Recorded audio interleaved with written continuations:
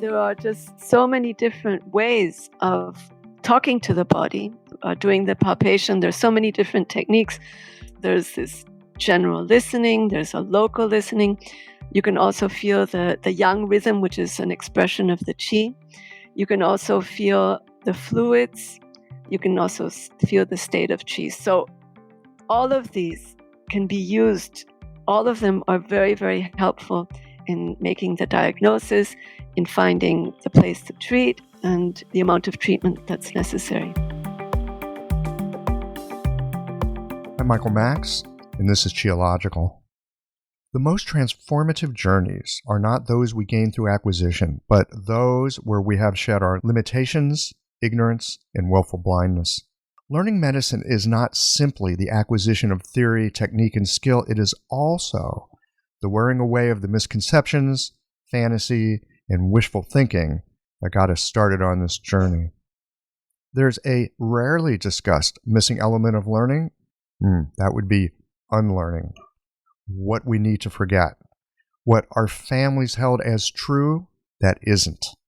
The lessons learned on the schoolyard playground that have nothing to do with the matter at hand today. The way friends can share blind spots. Learning asks us to grow, not just into a larger version of ourselves, but into an unimagined vision of ourselves. It's not simply the process of accumulation, but equally so, a process of recognition and release, allowing experience that once was so important, but now threadbare, to dissolve away, like shoes that over the course of time disintegrate little by little. We arrive into the future by wearing out the past. Practicing medicine is as much releasing misconception as it is acquiring a useful understanding, at least as much figuring out what doesn't work as what does. There's a shedding that goes with learning, a dropping away of habitual thinking to make room for unfertile knowing, giving rise to a generative space of possibility with the fluidity that can receive a new impression. All journeys of discovery, they require tremendous loss. Like a traveler at the end of a long journey would be unrecognizable to the traveler who started out. The imagined self is part of that shedding. The expectations, the hopes, wishes, and desires that launch us forward, they all have their day of reckoning. There is a freedom in being released from the constraints of the past, but it's disorienting in the moment as the comfortable sense of self is again and again surrendered. And that satisfying sense of gain must be released time and again to further growth and understanding. Consider the image of a pilgrim, threadbare with tattered shoes, disconnected enough from the past to have a foothold on the present. The feeling of being empty enough to be attentive, egoless enough to have an unfiltered sense of inquiry, tired enough to dispense with useless pleasantries, and soft enough to be receptive without opinion or judgment. Our stories and stances are full of holes. The ego can only hold so much contradiction at any given moment, and it's ill-equipped for finding the thread of connection that is unfettered from a sense of consistency. Unlearning holds within it the opportunity to start again and to risk the comfort of certainty for the potentials held within the unknown. Learning medicine gives us structures and scaffolding for navigating the territory of healing. Our intellect and intelligence is absolutely required, and so is our sensing and our attention. Velia Wortman's parents tried to dissuade her from following a path of medicine. Well, that backfired, and she's been a student of the healing arts for decades now. Her love of medicine, sense of inquiry, and apparently limitless curiosity has taken her through both Western and Eastern medicine, and it would seem the more answers that she finds, the more questions she has. In this conversation, we explore the role of subtle motion and how sensing and attention can help us connect with aspects of our patients that can't find verbal expression and might also be easily overlooked with our usual East Asian diagnostics. These conversations come to you through the generous support of our sponsors and members.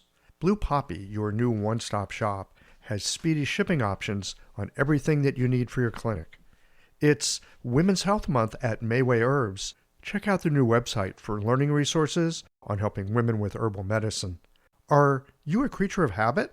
How about making a change that helps your patients and the planet with AccuFast needles? And later in the show, raising your fees doesn't have to be a difficult process. Jane has helpful suggestions on making it easy and effective. And finally, have you considered that having a thriving, profitable practice is one of the most healing things that you can do? Julie Bear Don't Walk has, and she can help you do something about it too. Do be sure to visit the sponsors page on the Qiological website to take advantage of all the special offers our terrific sponsors have for listeners of the podcast. Picture this. Your clinic is buzzing with patients, and then you realize that you're down to your last box of needles. No need for panic, because Blue Poppy, your one-stop shop for all your acupuncture needs, they ship orders received before 3 p.m. on the same day.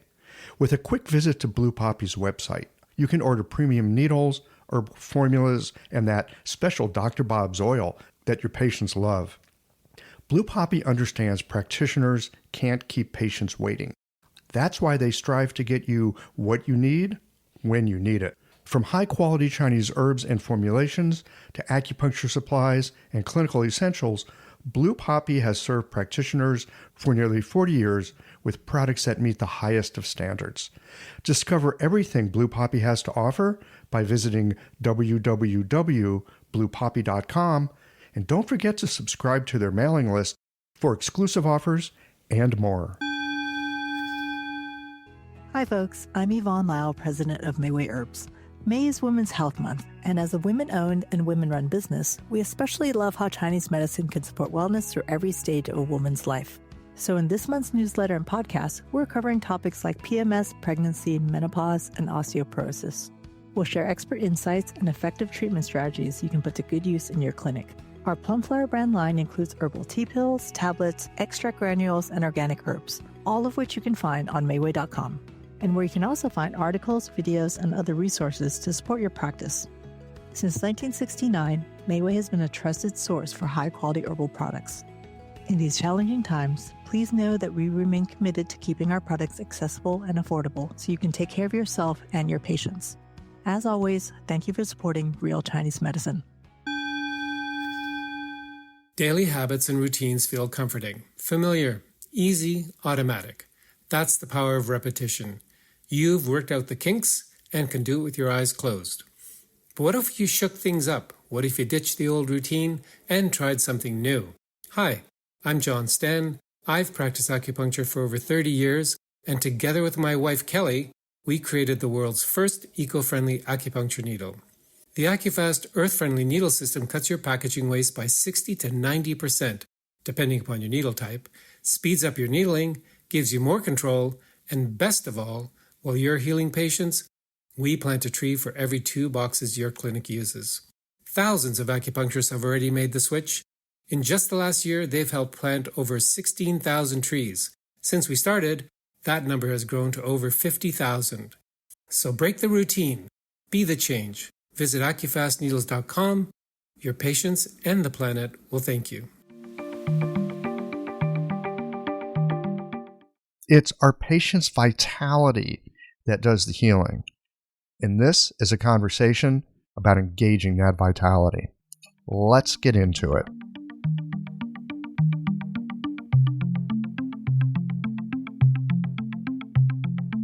Velia Wortman, welcome to Qiological. Thank you very much, Michael. It's a pleasure to be here. I am so looking forward to this conversation because I suspect one of the things we're going to touch on is the stuff that's kind of untouchable, let's say subtly palpable. It's an area I'm very, very curious about. So we're going to get into all of that. But I know from talking to you before we rolled some tape, there's something you'd like to share as a way of starting. I would like to start off with a poem from the 12th century written by a poet called Stonehouse, Shi Wu. And I'm going to start. A friend of seclusion arrives at my fence. We wave and pardon our lack of decorum. A white mane gathered back, patched robe loosely draped, embers of leaves at the end of the night. Howl of a gibbon breaking the dawn, sitting on straw mats, facing in quilts, language forgotten. We finally meet. So I think we can end the podcast right here. There's nothing more we can say, right? There it is. We're done. Reminds me of that poem by Zhuangzi, which I do not have committed to heart, but something to the effect of words are something we use to catch something, and after we've caught it, we no longer need the words. Precisely. Mm-hmm. And I think we agreed we were going to talk about something that's difficult to put into words. And that's why I started off with the poem, to warn our listeners of the difficulties we may have in expressing our ideas. It seems that poetry is very helpful for this kind of thing, because there's something about the way that poetry can capture what is in between the words to give us that kind of a glimpse. That's absolutely right, yes. And so we're going to do the best we can at this, and of course we're going to fail at it, but it's part of the enterprise. I hope we can have some fun doing this. Well, I think we probably will. I mean, we're about to embark on talking about medicine, something we both love. Yes. And it's just fun to explore ideas with a friend. As a way of beginning, I am curious to know whatever brought you to medicine in the first place. This is not the kind of stuff that we practice these days that any of us, I think, imagined doing when we were in high school or probably even in college. Well, interestingly enough, I come from a family of doctors on both sides. On my father's side, they're Anglo-Canadian. My grandparents were both doctors. And on my mother's side, which is Chinese, her father and her grandfather were also doctors. And my mother's youngest brother, my uncle, was also a doctor. He was an orthopedic surgeon.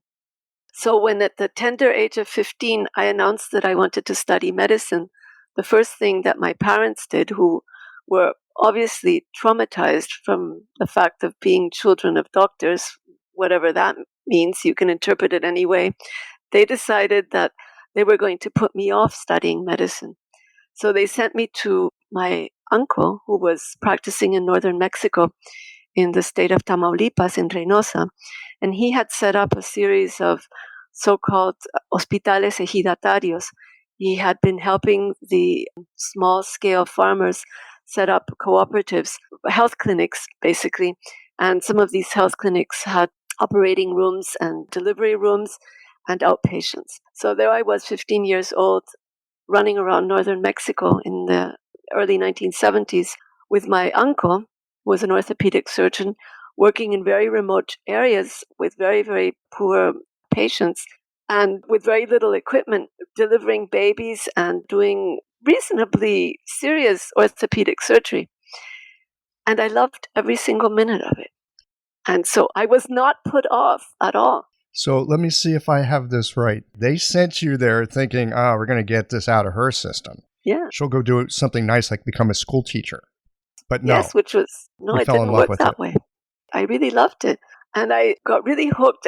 What really got me was my first delivery. I was there to watch a normal delivery in rural Mexico in 1974 or whatever, right? Or even earlier, in 1971.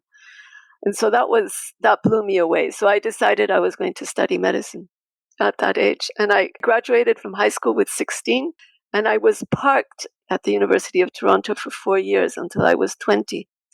I couldn't study medicine. I was too young. So I studied anthropology, which did me very well. And I studied Chinese, and I did pre-med, and I went to a lot of demonstrations against everything, Vietnam War and apartheid and everything else, I think, which was the right thing to do at the time. And then in 1976, I got a place at a British medical school at the Royal Free Hospital in London. And that was used to be a medical school for women because women were not allowed to study medicine in Victorian Britain. And so they had a high intake of women. So we were 70% women in this medical school. That was the beginning. And in London, Michael, I got picked up. I'll never know whether they were working for the Chinese government or not, but I was sort of adopted by members of the Society for Anglo-Chinese Understanding. And you can imagine in the 1970s in London, these people were old China hands. They had all been in China, some of them on the Long March. They had been to China back and forth, even during the times of the Cultural Revolution. And so my brother and I were suddenly invited to the motherland or the Vaterland or whatever you want to call it. The Central Kingdom. I went to China in 1978 as part of a delegation of workers and students. So these old China hands, these are Anglos, these are not Chinese. They were all Anglos. They were all Anglos who had been on the Great March. Or they had been in China before and during the Second World War. That is extraordinary. And they had connections to China, so we were able to travel to China. This was during the time of the Great Leap Forward. At this time, that was my first exposure to Chinese medicine. We were in Nanjing, and we were in Hangzhou, and in Shanghai, and the whole month visit or 6-week visit was heavily orchestrated. So, of course, we only saw the best of all the hospitals and the best of TCM and the best of the rehabilitation clinics, etc. I think we also visited a lot of factories at that time. Probably. And communes. And we were in each city we visited a commune, which of course is unthinkable because communes no longer exist in modern China. I was just saying you were there at an extraordinary moment of time. It was very strange. The Great Leap Forward, the now forgotten Hua Kofeng was in power. This was his it was an interregnum between Mao Zedong and Deng Xiaoping. And it was a remarkable time. And I came back to London, and this was 1978, and started looking around for places to study acupuncture, which, of course, in London at 1978 was very difficult. There was only one teacher, that was Felix Mann, who had studied, I believe, in Taiwan. And he was teaching his own form of acupuncture, and it was hideously expensive. I couldn't afford it as a student. Now, was it this trip to China that sparked your interest in acupuncture, or it was? Yes, it sparked my interest in acupuncture. And you've had this other incredible background, including studying anthropology. How would you say that your study of anthropology influences the work that you do today? I think it helps me see ourselves as practitioners from the outside because we're kind of a tribe or a clan. It helps me understand a lot of the structures within acupuncture community and how these communities work. Some of the models, however, I must qualify this. I studied anthropology at a time when Marxism was the dominant social construct that you fashioned, or the philosophy that you used to create your models of society or understand society. Marxism is out. You won't find any Marxist professors anymore. So this is interesting because you studied in the West, and yet anthropology was looking through the lens of Marxism. Absolutely. Isn't that a little bit curious? It was extremely curious, and it had especially the form of anthropology that I studied had been very heavily influenced by the school in Chicago. And these were small nucleus who had studied in the 1930s and the 1940s, and they had influenced many, many subsequent anthropologists. I also studied with a student of Margaret Mead's. Oh, lucky you. And Ruth Benedict's. Yeah, very, very interesting. And it helped me understand also, what kinship is like and how culture can serve what that culture is sometimes a filter or a lens through which you view the world. Well, it certainly is. And when I think about Chinese medicine and practicing Chinese medicine and literally the worldview, the lenses that we look through when we're approaching our patients with Chinese medicine. It's a whole different language. I'm not saying we're speaking Chinese. Yes, Chinese is another language, but those lenses and filters, the ways of thinking about the body, the spirit, the mind. You just used a word from the anthropology realm that I hadn't thought about, but I think it fits, and I don't know how it fits. It feels like it fits, and that word is kinship. There is something about kinship in Chinese medicine, and I don't know what that connection is right now, but I heard you say it, and it rings true. It's that gangyin, that resonant thing that just happened. And I stopped studying anthropology at a time because I wanted to study medicine. That was my main drive in life at that time. I felt it like a kind of a force going through me. I stopped studying anthropology at a time that medical anthropology started coming up, right? And comparative medicine systems. So I kind of keep up with that. It's interesting, but in a way, I'm glad that I did not pursue that career. I was asked if I wanted to. Mm-hmm. And I even got a scholarship to go to study anthropology at Johns Hopkins, which would have been marvelous at the time, but I'm glad I studied medicine in the end. Well, one is looking at it, and the other is doing it. Yeah, exactly. And so speaking of that, I want to wind a little closer to our topic in hand that is so difficult to talk about, but we're going to attempt it anyway, and that is how we use our senses and how we use our knowing, and especially how we use our not knowing. Because patients come before us, and who they are, and what is truly going on, and how that's constellated, and what they really want. All of that is, it's always a mystery in the beginning. And it's our job to help them to the best degree that we can. There's an element of doing in our work. We are there in service of our patients. We are there to do. We are there to benefit.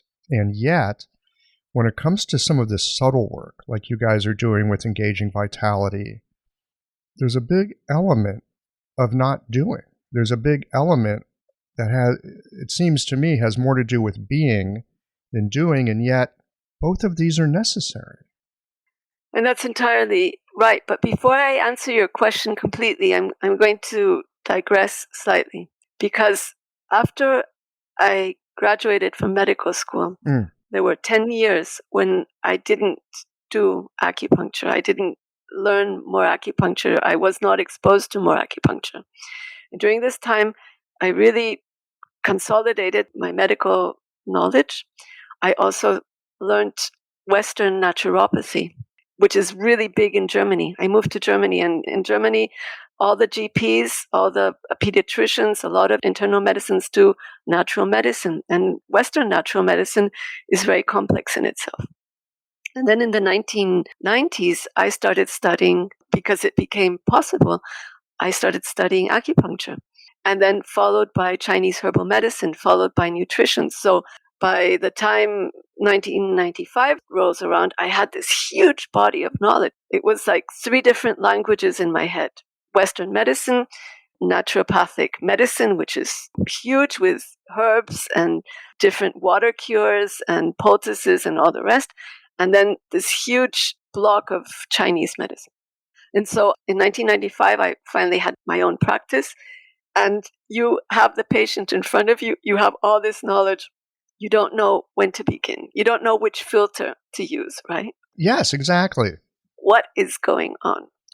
And I had studied by then with lots of different teachers, Chinese teachers. I had studied with Ted Kapchuk, with Dan Bensky, with Giovanni Machocha, with Jeremy Ross. I mean, these are all well-known names, and everybody had their own style. And then I started studying also with German teachers, Barbara Kirschbaum, for example, and Volker Scheid. And suddenly, I not only had these 3 languages, but I also had all these dialects in my head, right? So, everything's going on. And I was very, very fortunate at this time to have met Dan Bensky, because these were the early days of engaging vitality. And this is the hour where it was born, right? Mid-90s in Europe. And Dan Bensky brought this idea of palpation as a way of just simply finding out, using an osteopathic technique, what is going on in the body. Number one. Number two, helping you decide based on your palpation what you're going to do. And if you're going to do acupuncture, where you're going to put the needle. And if you're going to do herbs, he also helps you. He also helps you decide with engaging vitality what herbs you're going to give, because you know which organ is affected and how.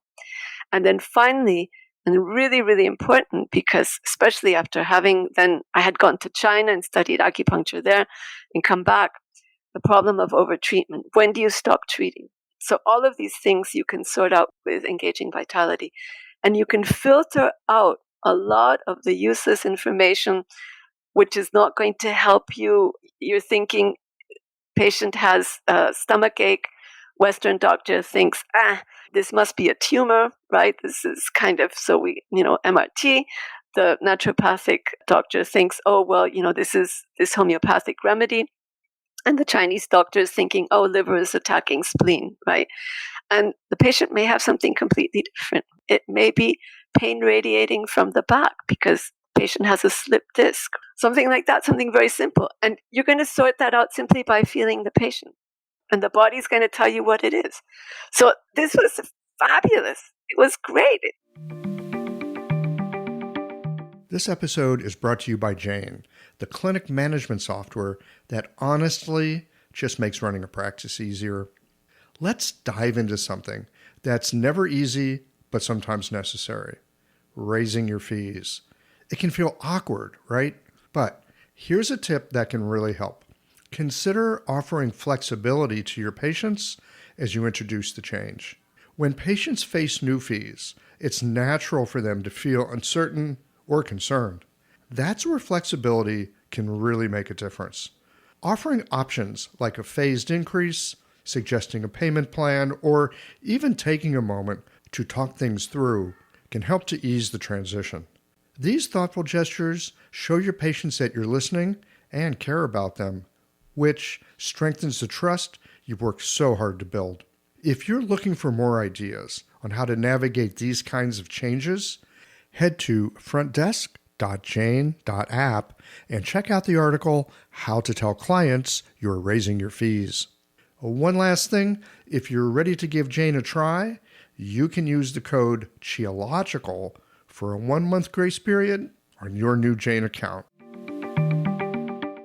So, like many things, easy to say, maybe not so easy to do. And I've been practicing since 1995. And Dan's been teaching it since 1995 as well. He started teaching it in the very early days at Siam. Yeah, so it's been something that he's been cooking a long, long time.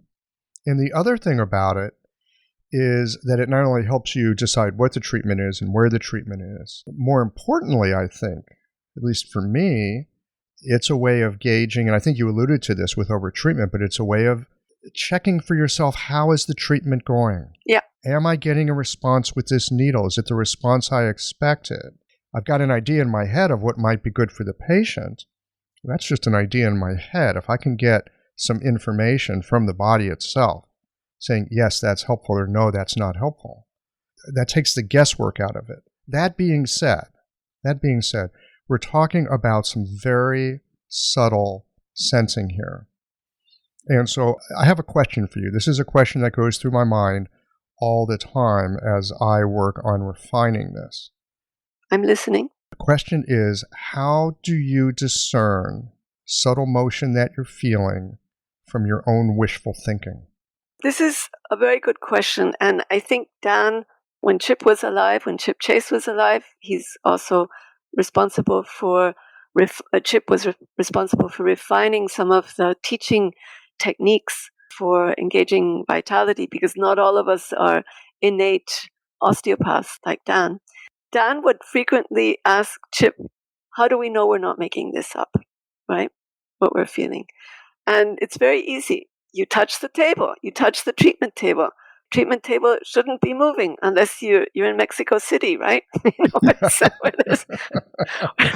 where there's an earthquake every day, or, on the San Andreas Fault in California, table shouldn't be moving. You touch the patient again. Oh my God, I can feel the movement. They did say that. Now that you mention it, I did hear them say that. Yes, thank you. I don't know how I forgot. So that's one thing. And also, there are just so many different ways of talking to the body or doing the patient. There's so many different techniques. So if you remember, there's this general listening, there's a local listening. You can also feel the yang rhythm, which is an expression of the qi. You can also feel the fluids. You can also feel the state of qi. So all of these parameters can be used either in combination or individually. And all of them are very, very helpful in doing all three things, in making the diagnosis, in finding the place to treat, and engaging the amount of treatment that's necessary. And also making sure that you're getting a feedback, that you're not making it up. And as Dan always says, acupuncture isn't just putting needles into people, right? You just don't put the needle in and then leave it at that. You have to find the right place. And the right place is not what the Atlas of Acupuncture, even Dan's esteemed Atlas of Acupuncture, his translation, tells you where the point is, because the points move around all the time. Of course, it's just a roadmap. It's just a roadmap, but helping you find the precise location. And then once you get in there, you can feel the different parameters. You can see what's happening in the body. So this is extremely exciting, and it's been now a 25-year-long trip of engaging vitality. So, and with lots of excellent results. So for people who may not be familiar with this, or maybe not familiar with some of the subtle palpation, yeah, do you have any suggestions or any thoughts about how they might begin to approach using their senses in this way? That's a very good question. I think one of the main things is to be in the moment, concentrate on the patient, concentrate on what your hands are telling you, and not imagine that you have to do your laundry or write an email or anything like that. Not be distracted. And it's this whole question of being present in the moment. So I think that's the basis for everything there. And then second, I think there are lots and lots of different techniques that you can use in order to increase the awareness in your hand, whether you're doing Qigong or you're doing Tai Chi Chuan. It's just simply to feel or enhance the feeling in your hands. I think, I don't want to plug what we do, but I will, which is to join us on our sessions, because we offer lots of training, and it's very simple, even use on the internet to learn some of these palpation techniques. We've been quite successful. We've been doing this for the last 14 months using Zoom, and we were amazed by the results. So this is a curious thing, isn't it? Something that is so present and in the moment, and usually person to person in the same room. Here you are working with this very subtle stuff over Zoom, and the results have been extraordinary. Yeah, and we can't explain it. At the March last year, when we realized that the pandemic was going to keep teachers like Marguerite Dinkins and Dan Bensky in the United States, and they weren't going to come here to Europe, specifically to Germany and to Holland to teach, we twisted Dan's arm, or specifically Kaylee Brennan twisted Dan's arm to get him to teach online. He realized that resistance was futile after a few very decided phone calls from Kaylee. And we started teaching online. And we've even run hybrid sessions, for example, with patients and students in Portland. And we were supervising. And the supervising was done by people in Holland and in Germany and in the United States. For example, in Seattle, watching students work in Portland. And we could see on the Zoom that the needle was whatever 1 centimeter off. Simply, I can't explain how, but we knew that the needle was in the wrong place, or that the hand that was trying to feel the thermal layer, which is an expression of qi, was too high and all the rest. I cannot explain this. Dan and everyone else was just blown away, Michael. It was incredible. And this has been repeated so many times, including recently at the annual conference in Rothenburg, where we presented very simple palpation techniques. And we were doing this with people who were in Athens, Greece, and in France and Germany. And the main teachers were in Seattle in their pajamas, teaching groups of students, on the internet, and students who were in Europe. It was amazing. It was absolutely incredible. We don't know how it works, but it works. And I guess it's something about us being connected and as practitioners. Maybe it's kinship because we're all brothers and sisters in acupuncture. Who knows? Who knows? I cannot explain. Again, I'm struck by that kinship word, and you just brought it up again, and I hear you say it. And there's something in me that goes, that's right. I don't know why it's right, but it just goes, that's right. And the other thing, I always get nervous when I start talking about things like quantum physics, because I don't know anything about quantum physics except it's weird stuff. But there is this idea that in some way we're all connected anyway. You can have molecules or electrons, rather, at like opposite ends of the universe, and they're somehow connected. So if one is spinning one way and one is spinning the other, and one reverses itself, the other one will too. I don't know how they figure this stuff out because I'm not a quantum physicist. But there are people in that hardest of the sciences, physics, talking about these bizarre kinds of connections that from our usual place of looking and being, it just doesn't seem to make sense. And yet we know for ourselves, well, here's an example. Sometimes I put a needle in and I just know it's wrong. Yeah. It's just wrong. Now, it might be the wrong point. It might be the wrong angle.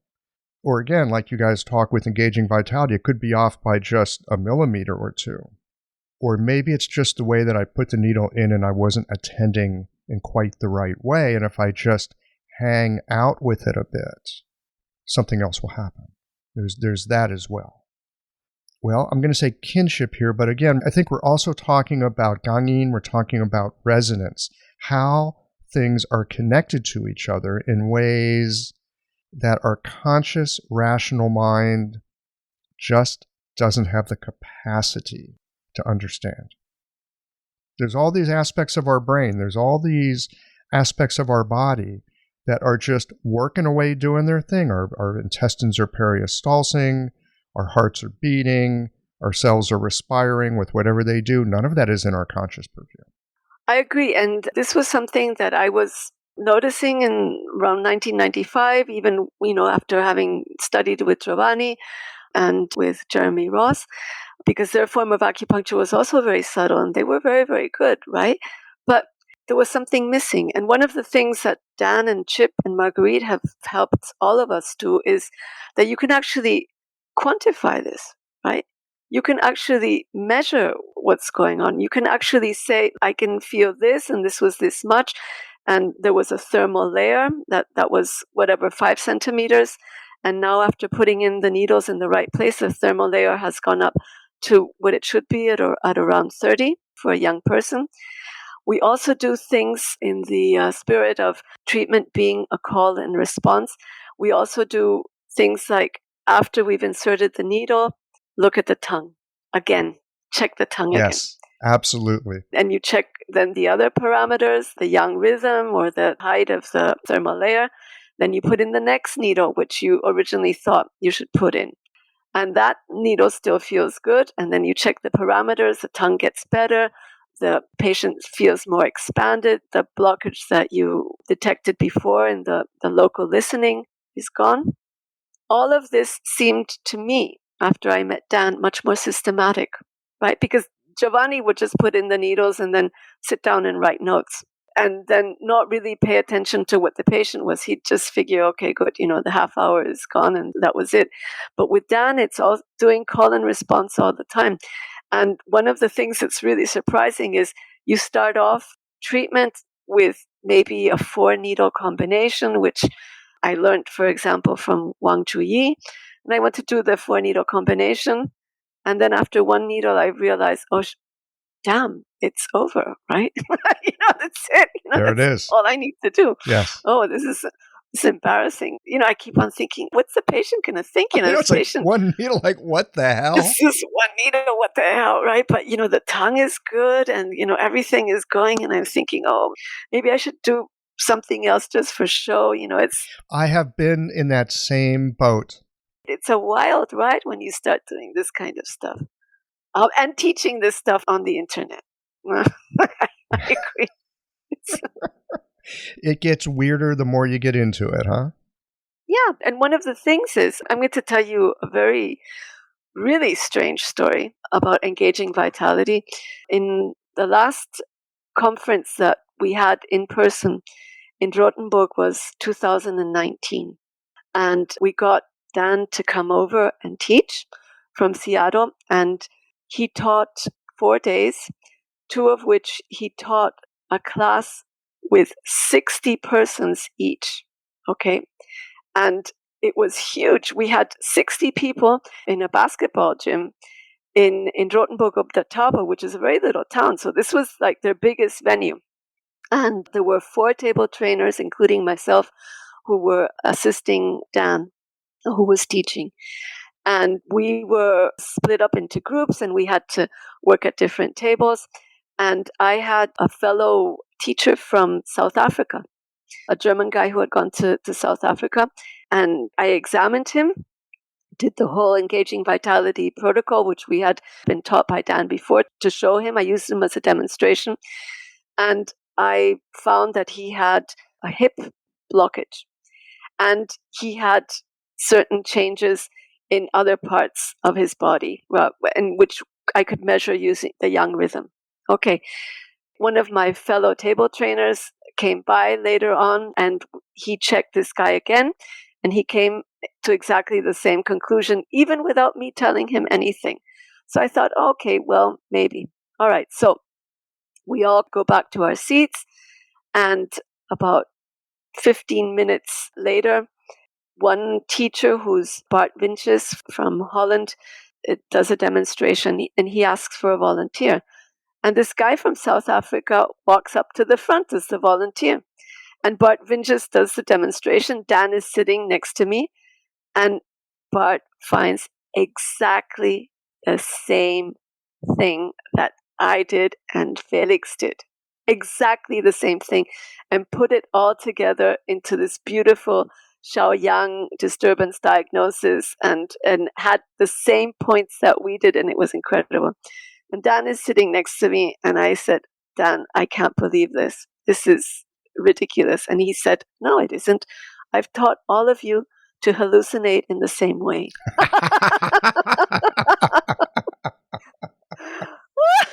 And of course, the question is it a helpful hallucination or not? Because if it's helpful, let's use it. It was completely helpful hallucination because it was a typical thing. He had tinnitus. He had a blocked hip. It was just beautiful. It was incredible. And this kind of stuff we see happening all the time in other classes that we run here or in Holland or in the States or in Spain even. It's amazing. Yeah, so you're getting a certain amount of replicability. Yeah, easy for you to say. All the time. Yes. This is really, really important. And also it's something that you can quantify. And it's something you can also show the patient. If you have a little hand mirror, you can show the patient, look, your tongue looks completely different to what it did before. So I want to make a comment about tongues, and then I want to tell you about someone who was just on the podcast because this connects in. I've been working with the EV 20 years now, right? Because it was part of my introduction to acupuncture. I've studied lots of other stuff too because I'm just curious about acupuncture. And one of the things I've been studying lately is it's a Korean method called Sa'am. And I want to tell you, tongues, when you're doing Sa'am, are mind-blowing. I mean, mind-blowing to the point of there's a thick coating, and 3 minutes later, there's a thin coating, and it's no longer wet. It's actually a bit more on the dry side. I mean, stuff that in school I was told, no, it'll take months for this to change. Minutes, seriously. And I think it's helpful. And one of the things that all y'all's listening right now, you might want to check people's tongue, regardless of the method that you're using. Be open to the possibility that there are things happening that you're not aware of. And you're not aware of it because you're not looking for it. Just go look. Just take your attention there. A lot of us will check the pulses after a few needles. That's a very common way of practicing. But do take a look at the tongue. Seriously. And when you start noticing these changes, photograph it, because otherwise you're going to think that you're making it up. Yep. But it really is there. So there's that. The other thing I wanted to mention, actually, as we're having this conversation, that show published this week, her name is Wendy Coulter. Yes. And she teaches people to do medical intuitive work. And there's some research that they've done where they've had medical intuitives that she's trained. I guess they all hallucinate the same way. Astounding replicability between people looking at objective, like you'll find problems on a scan type Western diagnoses. Yeah. Like up in the 80s and higher percent replicability. It's mind-blowing. So I look at these as that it's like nature is signaling to us. It's saying, there's something here, there's something here. Wrapping our logical, language-using mind around it is tricky. But there's these other parts of us that seem to make sense of it just fine. Yeah, I agree. And I think it fits back into this idea of that you introduced earlier of quantum physics, right? Which I think that things, the uncertainty principles, things that always be measured or determined or known. Or if they are, they change right before our very eyes. Yes. All the time. So we have to live with this uncertainty. That, I would say, has probably been, especially here in the time of COVID, probably my biggest practice on a daily basis, to be a little more friendly with uncertainty. Yes. And just to put an underline on that, I finished reading a book recently called Richer, Wiser, Happier. And how does that work? Well, it's a book about investors. So this guy interviews like stratospherically brilliant investors who are all very strange cats, right? If you're going to be able to work at that upper echelon of being able to invest other people's money, you're clearly an odd human being. And it was a beautiful written book.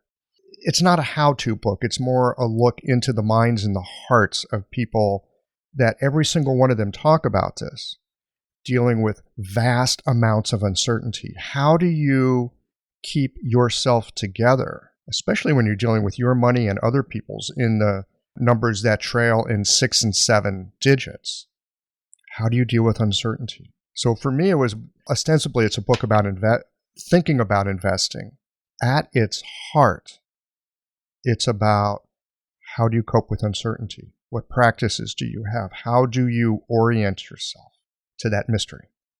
Well, one of the challenges that I've been facing in the last 14 months, in probably the world's most severe lockdown, not as severe as in China, but pretty severe, which we've had here in Germany, is the uncertainty that I could feel in people, right? I could feel it in their bodies. They changed their whole yang rhythm, the fluids, the shape of their qi, and it also shaped my treatment of them. And inevitably, you get this, I wouldn't say contaminated, but the uncertainty creeps over into your body as well. My way of dealing with this as a therapist were two things. I did more palpation than ever before. And this grounded me. This made me feel, okay, I feel this uncertainty, but I'm going to get down to the basis of it. Just by touching the patient, I think they also felt less afraid, less uncertain, because many of these people hadn't been touched by anybody else during the lockdown. They hadn't seen their relatives. They were singles or whatever. They weren't hugging their friends. They weren't having dates or anything like that. And then the other thing that I really concentrated was on the idea of tong, unconnectedness. Because Tong is the ultimate goal of any treatment that we make. And it's not only connectedness with the patient, but I also wanted to open anything that had been blocked or shut, or anything in my relationship with them that had been blocked or shut.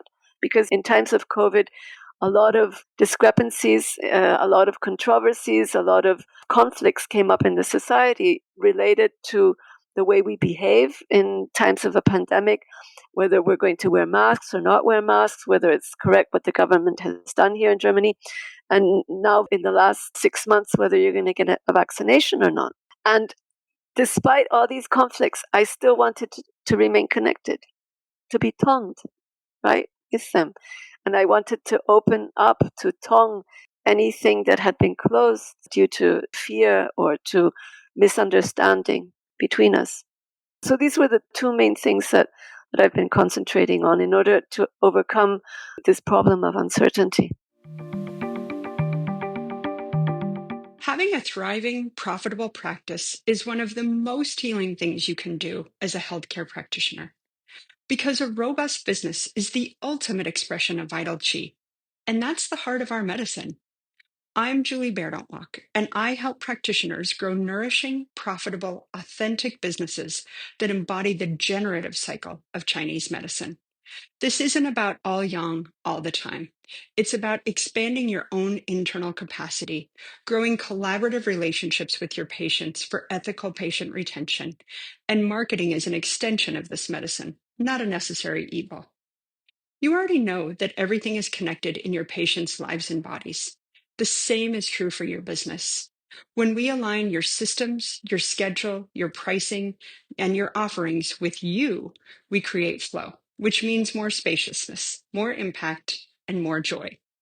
When you are in the flow, fully resourced in terms of chi, time, and money, your business becomes a source of healing, not just for your patients, but for you. Let's grow something rooted, radiant, and real. Visit lifeflowconsulting.com to learn more. Yeah, I think the uncertainty, which is always there when you're a living creature in this world, it just goes with the terrain of being an embodied creature in this world.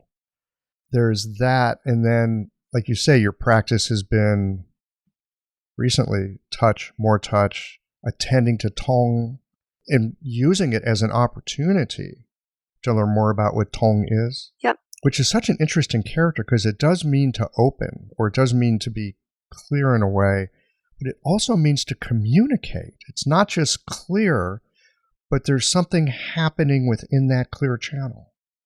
And maybe this is what's happening in the Zoom sessions that you've been talking about, is that there's this aspect of Tong that it goes between people. It's non-local. Yeah. You can get traces of it on a Zoom call. You can get traces of it in just someone's voice. You can maybe get traces of it simply by bringing them to mind, perhaps. I don't know. And also just watching what they're doing, right? In these teaching sessions that we were having, we could see whether or not their treatment was tonguing the patient. It was amazing. But it was also, we could see that they were tonguing the patient or not, because we were also connected to them. It was fantastic. So there's something to watch for in a treatment. Is there that sense of Tong? Is there that sense of openness? Is there something flowing? It's often, I find, palpable in the room. You know, there's times, and I suspect most people listening to this have had this experience. You come back in the room and you can taste the stillness in it. You walk in the room, you can feel it. Likewise, sometimes you walk in the room and you go, uh-oh, something just feels off. Usually not in a treatment room. Usually people are settling. But, you know, sometimes like just in regular life, you walk into a place and you go, nope, I'm getting out of here. Yep. I mean, we have that kind of feeling. I want to come back for a moment to overtreatment. Okay. Yeah. Because you brought it up a bit earlier. And it is something that I suspect not a lot of people think about. I know that the EV folks think about it. I know that with the Sa'am stuff that I've been working with, there's definitely a sense that you can do too much, and too much is not a good idea. It can be confusing to the body. But a lot of times we think more needles are better. And it may not be uncommon in certain traditions that 20 needles go into the body. Yep. For those who don't have the concept, but maybe are curious about looking into it, how would you notice that overtreatment is happening? What's happening on the table? What's happening with your patient? And beyond that, what are some of the things that you might see happening to your patient, say a couple days after the treatment if they've been overtreated? That's a really, really good question, Michael. And I think the most obvious signs of overtreatment will be found in the tongue, interestingly enough. So if you had a reasonably rosy, plump tongue with a little bit of dewy coating before you inserted the needle, and after you inserted the needle, you have a scalloped tongue that's dry, you're already overtreated. And I remember in the early 90s seeing a patient together with Dan. Later, I realized needed buchong yiqi tang. Dan put in 1 or 2 needles, and we went out of the room to discuss the case. And we went back in after 15 minutes. And Dan looked at the tongue and he said, "Oh my God, we already knocked this guy out," right? And the tongue was completely scalloped. This is a guy who was a shiatsu practitioner and also an Aikido, I think, whatever, third dan, right? He was quite a guy, but he had some terrible operation and was completely depleted. So what happened to this guy was that 3 days later, got off the treatment table and he said, "No, I don't feel good. This was no good." And then 3 days later, he phoned me and he told me that he had had 3 days of headaches. So this is something that happens for overtreatment. Very common. The tongue changes in a negative way because of the scalloping. You've depleted the qi. The tongue got dried out because you've depleted the fluids. And then the poor patient gets off the table and feels crummy and then develops other symptoms, right? So this is overtreatment. And then using the parameters that we have for engaging vitality, you realize that the thermal layers decrease, that the yang rhythm is also decreased. Sometimes you also feel that everything is going a little gummy, that the fluids are all getting thick and viscous, and patient just doesn't feel good. And also, you can also feel changes in the pulse. And interestingly enough, in this vein, one very important thing that Dan has taught us: if the patient gets off the table and says, "Oh, fabulous, look at me, I can move my shoulder, everything is gone and great," then you probably overtreated, right? But if the patient gets up and says, "Oh, feels a little bit better," and then you know that you've given just the right amount of treatment. Yes, because now the body is going to be able to do it itself. Exactly. Yes. Now the organism has the capacity, and organisms love to express their capacity. Organisms love to express their capacity, and all that you're doing with the acupuncture is tonguing the patient. You're just opening it up, doing anything more dramatic than that. And there's this wonderful story from Dan Bensky in the very early days when he got to Seattle from the Boeing executive who showed up, and he had had a lymphoma. He was a 70-year-old ex-executive. He had a lymphoma. He had all this radiation, all this therapy. And all that he wanted to do was to live without pain and be able to look after his flowers. And he drove something like 4 hours from wherever he was living to come and see Dan Bensky in Seattle with his wife, who had basically lassoed him, thrown him into the back of the car, and dragged him to Seattle. And the guy is sitting in front of Dan. Dan takes the history, looks at his tongue, and then does the engaging vitality protocol, puts in one needle at lung 7. And then realizes he's already overtreated the patient, takes the needle out. Guy had driven 4 hours. Yes. What the hell was that? Guy turns around to his wife and he says, "Erna, you owe me one," right? Leaves the practice, in a big huff in disgust, right? Cheated. Yeah, and Dan thought, well, okay, that's it. I'm never going to hear from this guy again. And guy, they drive back to wherever they came from. 4 hours, he goes home and he takes a very, very hot shower, for a long period of time and goes to bed. And the next morning he wakes up, he can move his head, he can lift his arm, and he can look after his flowers.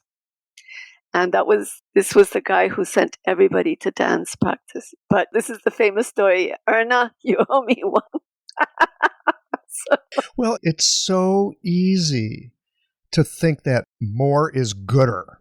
And I think about Goldilocks and the Three Bears. Of course, just right is what we're looking for. But we often have an idea of what it's supposed to be. And then our patients have their own idea Sure. of what it's supposed to be. And as we're having this conversation, I am thinking about all the patients I've had who got off the table.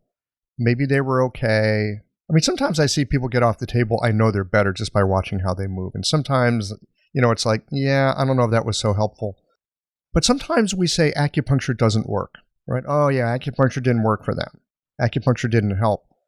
I'm wondering how often that is happening, not because we didn't do enough, but because we did too much. Yeah, absolutely. And this was one of the things when the TCM clinic in Kurzting, which is a town here on the Czech border, started 30 years ago. They imported the model from Beijing and planted it on the Czech border here in Germany. And they brought something like 25 acupuncturists and about 10 herbalists with them. And the sick funds, the normal insurance paid for it. And we sent normal German patients there with all kinds of different, mostly pain diagnoses. They were wiped out. These people couldn't move after 2 days of treatment. It was between these huge decoctions that they got and the acupuncture treatments with 20 to 30 needles. These sturdy Germans, these Teutonics, they were immobilized. They couldn't get out of bed, right? There was, they didn't have any more pain, but they couldn't move, right? They were just so chi depleted. Chi wiped out. And they had diarrhea from the decoctions, right? Because they were huge. They couldn't digest them. I can remember Steve Clavey talking about a gynecology teacher that he had when he was in China. And one of the things that was unique about this guy is that he made sure that his herbs, I don't know if you could say they were flavorful, but they had a sweetness to them. They were easy on the digestion. They were easy to digest. People didn't really mind taking them because his teacher, made sure to support the spleen and wasn't putting giant, like dynamite blasting cap type formulas together. He's putting together things that were gentle, gave the body a chance to acclimate and gently change. I think about most people, we don't like being told what to do. And maybe that's also true with treatment. If we're telling the body, you have to do this, there might be an aspect of the body that's like, yeah, right, watch this. Well, there's a difference between giving the body a little nudge and shoving it, right? Yes. Nobody likes to be shoved. Well, I mean, some people might, but you have to pay extra for that. No, and especially, I was thinking about the patients that had gone to Kurzting who had chronic pain.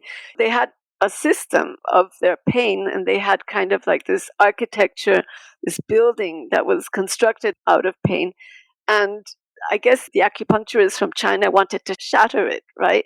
Or the herbalist wanted to completely blow up the building. The wrong strategy. They should have started by inviting some architects and some interior designers, right? And then get the builders in very carefully and try to convince the patient very gently then that some refurbishing needed to be done, or the body, right? The patient's body. But this blasting technique is very bad. And I remember in this vein, Dan went to teach at a conference for, I believe it was Chinese medical practitioners who are Chinese, right? You had to be Chinese in order to be in this association in Vancouver. And he gave his talk on engaging vitality. And when he was finished, there was this very polite silence. I guess they were all stunned, right? And somebody put up their hand and said, "Do you mean that if I do a 12 needle Richard Tan type protocol, I have to check the tongue and all these parameters after each needle?" And Dan said, "Yes." And then there were no more questions, right? It was like, oh my God, So it's this thing of not just sticking needles into people, but paying attention to what the body's trying to tell you. Well, and to some degree, I think we practice in a way that's commensurate with who we are. And so if we're curious about this tongue thing, Yeah. and we're looking to communicate and we're looking to open and we're wondering, I just did a needle. I wonder what that did. That's very different than they've got a shoulder problem. I'm going to stick a bunch of needles in their opposite ankle. You can get it to work. It can work. Yeah. There is that. And I think this is one of the beauties of our medicine. There's a lot of different ways that you can go about it. But you have to keep on checking, right? I think it's helpful if you keep on checking. And even if you're doing something like a Richard Ton treatment, yeah, you could ask someone to move their, whatever the joint is that isn't working so well. Yeah. And maybe put needles in up to the point where it starts not working so well again. Yeah, I agree.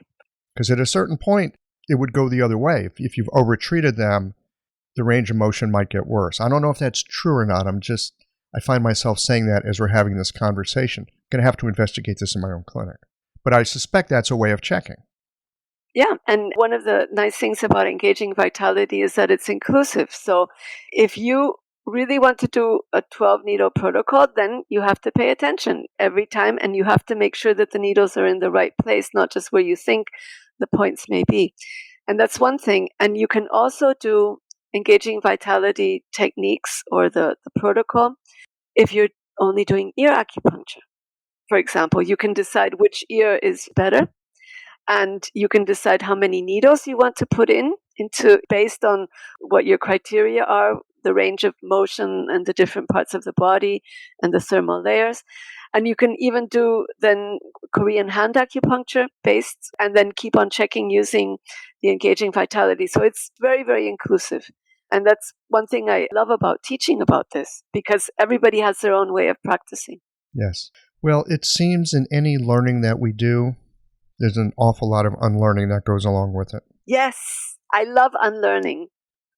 You love unlearning? Really? I love unlearning. I find it difficult. I've got my ideas, things I think I know. My little thing is like, oh yeah, I got this. Watch this.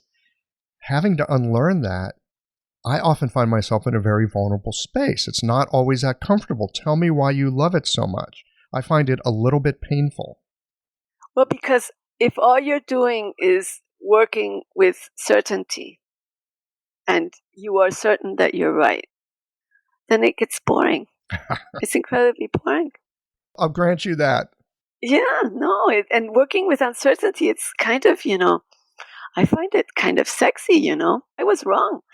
I had the completely wrong idea. This patient's problem is not his liver. It's his diaphragm, whatever, right?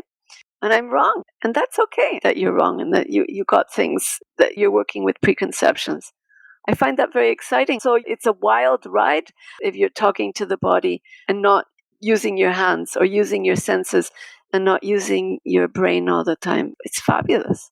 And it also, I find it's less exhausting than analyzing and thinking and using whatever traditional Chinese medicine, or as Dan calls it, textbook Chinese medicine protocols, right? Doing a 1-hour intake. You don't need to in most cases, right? That's also a process of unlearning and having the courage to leave this huge chunk behind and just trust what your hands are, and also trust your past, your instinct, your intuition, and also trust your experience. Although I think intuition is often a combination of past experience and knowledge. But that's a completely different podcast, I think, right? We may have to come back for that one later. Yeah. So, yes, I agree with you. There is that part of me that likes to hold on to what I think I know, but there is also the part, like you, I call that part the scientist that's in me. I love science. The scientific method, I think, is one of the most amazing mental tools humans have ever come up with. A real scientist, and I think we could also extend this to say a true practitioner of medicine, is as happy to get a yes or a no, a right as a wrong. We just want to find out, what is it? Yeah. And we're happy to follow it along the path as it reveals itself. And that's what's kept me going. I've been practicing medicine now for 40 years. It's incredible. And I never imagined I would be practicing medicine so long, but here we are. And this insatiable curiosity about people and about medicines, about the medicine and about disease. I mean, I have a pathological interest in disease, like, oh wow, that is just one fabulous abscess. Oh man, look at this fracture. Oh, this is really amazing, disgusting tumor. I mean, it's just fabulous. It's great. And although many of my brothers and sisters hate me for this, I help, and I've had many discussions also with Dan and even with Chip about this. I help organize a so-called research day in Rothenburg the past 15 years, and I invite researchers from all over the world, mostly Europe, of course, then to participate, but we've had quite a few Americans in the past. And I think Chinese medicine is up to being researched. I think Chinese medicine is can put up with a certain amount of experimentation. It doesn't have to be rats all the time, and I think some of the models for doing research may not be perfect, the famous randomized control trials, but a lot of what we do stands up to scientific scrutiny.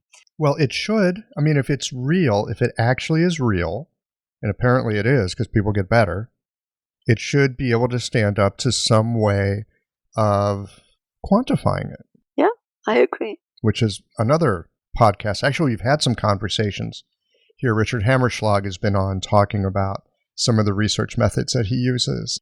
And Lisa Taylor Swanson, who does all kinds of research these days using nonlinear models and stuff that sounds really out there on the edge. That's what Chinese medicine is. That's the medicine that we practice is not A plus B equals C. It's a much more cybernetic sort of enterprise.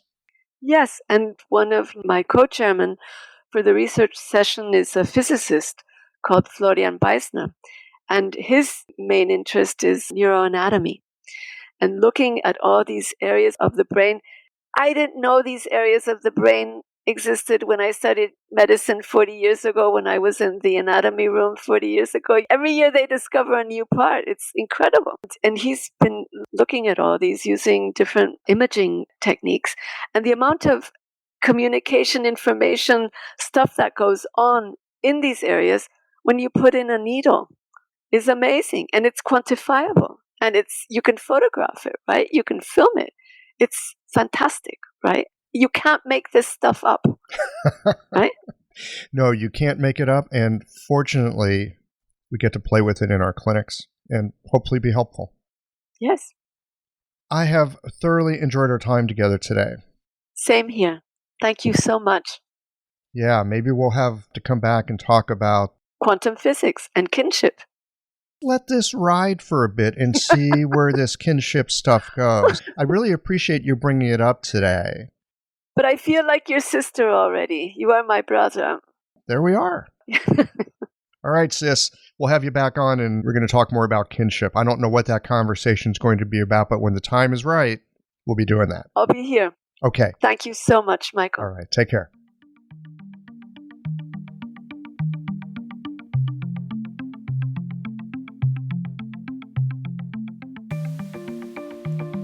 I spent a lot of time outdoors as a kid, and a lot of it on the water. The type and direction the clouds moved versus where the wind came from on the ground, it told you something about the weather system. It was possible to smell a rainstorm that hadn't yet arrived, and I learned to see wind on the water. It's possible to get a good idea of what a summer afternoon would be like based on how it felt at 7 o'clock in the morning. Today, people look at their phones and they think they know the weather. I appreciate Velia's perspective on sensing and the reminder that this kind of knowing is innate to how we've navigated the world for millennia.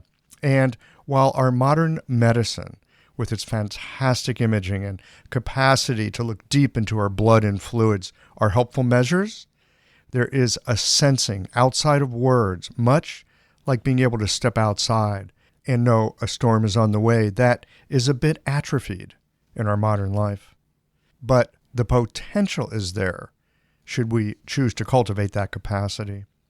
And in this conversation, I'm reminded that our work is the work of a lifetime, and not knowing something or not yet being skilled, it's not a deficiency, it's an invitation. And the process of exploration, it has its own rewards. I hope that you've enjoyed this conversation today, and if you're interested in the work being done by the Engaging Vitality folks, you can visit them at www.engagingvitality.com. Well, here we are at the end of this episode. If you've listened up to this point, you're either a rabid fan of Qiological or the forward button on your podcast player stopped working.